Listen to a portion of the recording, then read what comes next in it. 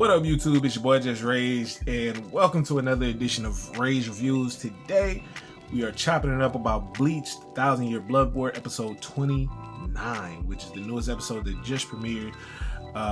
Yeah, man. If you know, you know. If you know, you know. But let's get into it. Like I said in my last episode of the Bleach 1000-Year Blood War, Ukitake was going to be a big part. Captain Ukitake was going to be a big part upcoming, but I ain't want to spoil, so I just kind of threw that out there. It was just like, hey, if you know, you know. And man, this whole episode was pretty much dedicated to Ukitake and Shunsui a little bit. But yeah, we pretty much get the aftermath of what happened in episode 2 with the destruction and the killing of the Soul King. We see how it's affecting the different worlds, but now we're seeing it from the perspective of the captains in that little lab that Mayuri constructed to combat the Quincy's. And we see everybody has arrived there. We see Urahara talking to everybody and giving his explanation of what we can do to move forward, and how can we counteract what's transpiring in the Soul Palace. And then we see Ukitake pretty much take center stage and just finally reveal his whole entire backstory. So we see him as a child. We see he's suffering from an illness, from a sickness, and that's one thing about Ukitake since the beginning of the series. He's been sick. Like he's been the only captain that's like there for the fights, but also you see him coughing up blood on the side as well. Like you see him coughing because he's sick.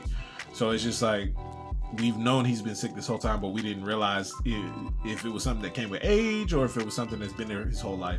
And so this kind of shows his whole backstory. We see his parents praying to, I believe Mimihagi is the right hand of the Soul King, and we see what the right hand represents. It represents stillness, and they're praying to the right hand of the Soul King, Mimihagi, to save their child's life and to remove the sickness from him.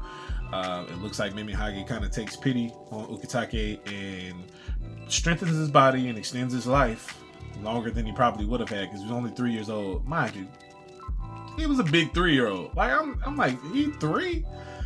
The brother looked 6. I'm just saying, like I got 3 kids myself. When they was 3, they was tiny. He was not a 3-year-old. So he looked 6.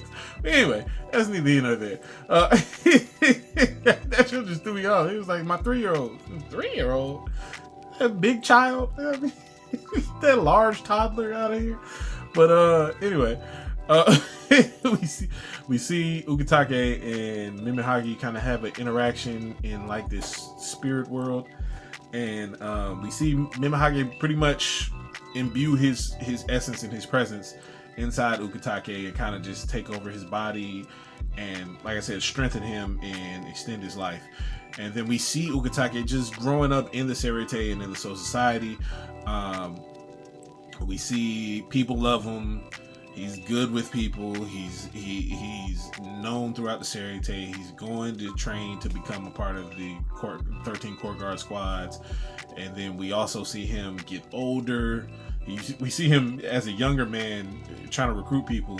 And then we also see him get older, and we see him and Shunsui's like first interaction as far as them training together. And we see Captain Yamamoto and Captain Unohana just kind of like teaching the younger generation and having like the 13 Court Guard squads as like a school. And so we see them looking on as Ukitake and Shunsui spar. And the dope thing about Shunsui and Ukitake is that they are, I believe, the only 2 captains currently that have dual blades. So when they pull their Shikai out, it turns into 2 swords, and their Bankais are supposed to be very powerful. We never really get to see Ukitake's Bankai just because of how his story kind of goes in the 1000-Year Blood War, but we'll get to that in a second. But gonna say spoilers because I've read the manga. I read the manga a long time ago, so I'm not gonna say anymore as far as manga, but what I will say is this particular story, we see their first interaction. We see Ukitake was being kind of a creep and watching Shunsui, and Shunsui noticed that he was watching. He was like, "Hey, bro, you a little weird, but I like the way you fight." And so they kind of bonded after they sparred, and then we see them just kind of chop it up and end up becoming friends through the process. And the whole episode, we see it cutting to Ukitake, but then also cutting to Shunsui, and kind of seeing him really care about his friend and just be like, "Hey, man." Like, we could just see his heart for his friend, and just, he knows what his friend is going to have to do. He knows what his friend is about to do. And he's just like, in a sense, just stay strong. And I hope what you're doing works. And the whole time, Shunsui in present day is on his own mission, looking to have a conversation with Sosuke Aizen, who one of the illest villains to ever cross an anime set. Sosuke Aizen is top tier villainy, and we see him. He got locked away after his arc in the Soul Society, and they locked him away after he lost to Ichigo. And Ichigo hit him with the final Getsuga Tensho, using all of his Soul Reaper powers to pretty much dang near take Sosuke Aizen out, and was able to lock him away. And of course, the little committee in the Soul Society, Central 47, I think is what it's called. They just sealed away all his reishi, all his power, and all this stuff. And so Shunsui goes down there with the little squad. We didn't see the squad at first. We just saw Shunsui, and he goes there to try to talk to Sasuke Aizen, and he was just like, "All right, well, since you're not responding to me, let me unlock your mouth so that way you can talk." Because he had like his whole body and spiritual pressure locked away. And so he unlocks his mouth. He was like, "Look, they've given me the opportunity to release 3 parts of you. So I'll release your mouth so that way you can at least respond." And then as he releases his mouth, Sosuke Aizen actually walks up to him. And he's like, "Whoa, how is this possible? You're supposed to be completely sealed." And Sasuke was like, "I mean, what's up? You said you had 3 keys. You only used 1. Are you going to use the other 2? And so he was like, "All right, well, let me unlock your left eye," because his left eye was uncovered, "and let me unlock your ankles." And so he unlocked his ankles and his left eye and his mouth, and was just like, "Why don't you have a seat and come with us to help us figure out how to combat Bop." Sosuke was like, "What makes you think that I would even help y'all? Like, y'all got me in here chained up. What makes you think I even want fresh air? What makes you think I even want to help y'all for the sake of the Soul Society?" And Shunsui was slick with it. He was like, "Well, if you didn't want to help, then why'd you ask me to use the other 2 keys?" Message. And so that was I was like, "Okay, Shunsui, I see. Touche." And so we get to see pretty much Shunsui recruit Sasuke Aizen, and we also see pretty much Ukitake releasing Mimihage that shoots up from his body and shoots up from his body through the Soul Society, through the Serete, up to the Soul King's palace, and actually wraps itself around the shattered soul, the shattered Soul King, and kind of holds it in place. And the crazy part about that is when he did that, Bach, who has the Almighty active, didn't see that coming. He didn't foresee that future. So he's trying to figure out why he didn't see it. And Yadoichi notices that he didn't see it. And he's just kind of freaking out a little bit. He's like, "Why I didn't foresee that. What's going on?" And we kind of just see Mimihage just holding the Soul King together to try to pretty much hold them together, hold the Soul King together, so that way the 3 realms, the Hueco Mundo, the Soul Society, and the living world, don't crumble apart with the death of the Soul King.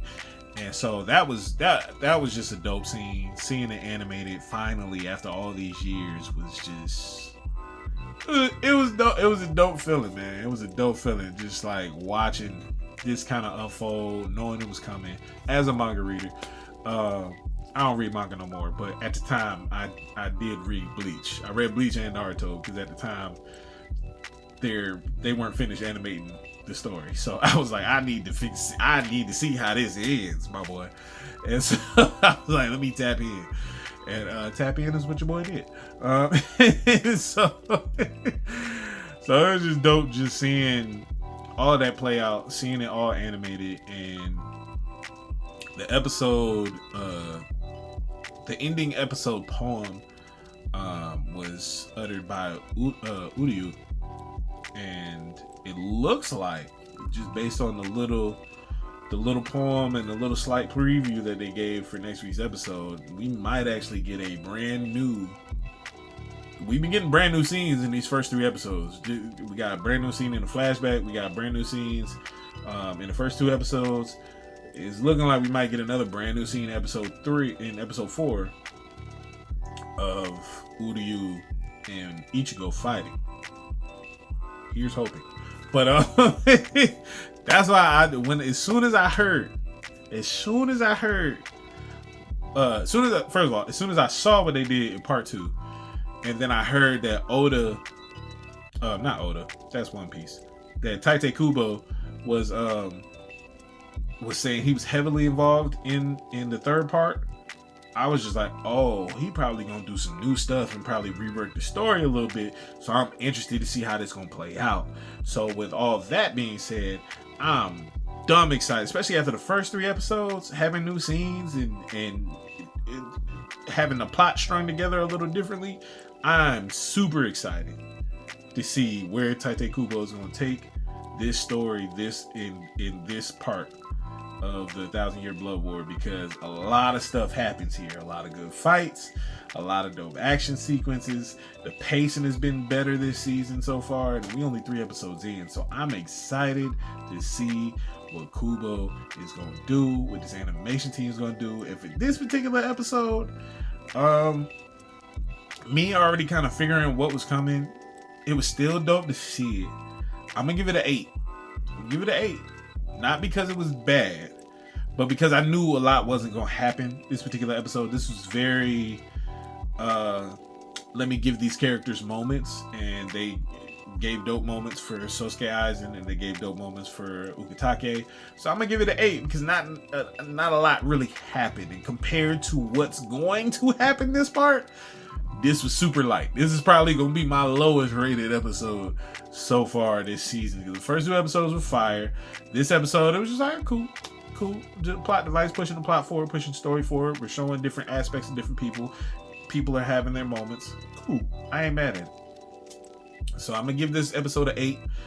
So episode 29 of Bleach 1,000-Year Blood War, I'm giving it an 8. But let me know in the comments below what you rated. Do you agree with my rating? Do you feel like I'm tripping? Or what are your thoughts on a particular episode? Put that in the comments below so we can chop it up about this particular episode. Like I said, it was dope just seeing all the stuff animated, seeing the new scenes and the flashbacks, just seeing the different things, seeing Bach kind of caught off guard from Mimi Hagi not seeing it. So I'm loving what they're doing so far, and just seeing how everything is playing out. I'm hoping next week we get a new fight between Ichigo and Uryu. That would be fire, because they didn't really fight for real in the manga. So to actually see it in the anime of them actually get busy, that would be fire. That would be fire. And it would make some events that happen later on in the plot hit a lot harder if they fight next episode. That's all I'm gonna say. But don't forget to like the video. Don't forget to share the video. Don't forget to subscribe to the channel and hit that notification bell so you can be notified anytime we drop a new video on the channel. Never forget, it's FreeSoul to the show free. Let's get it.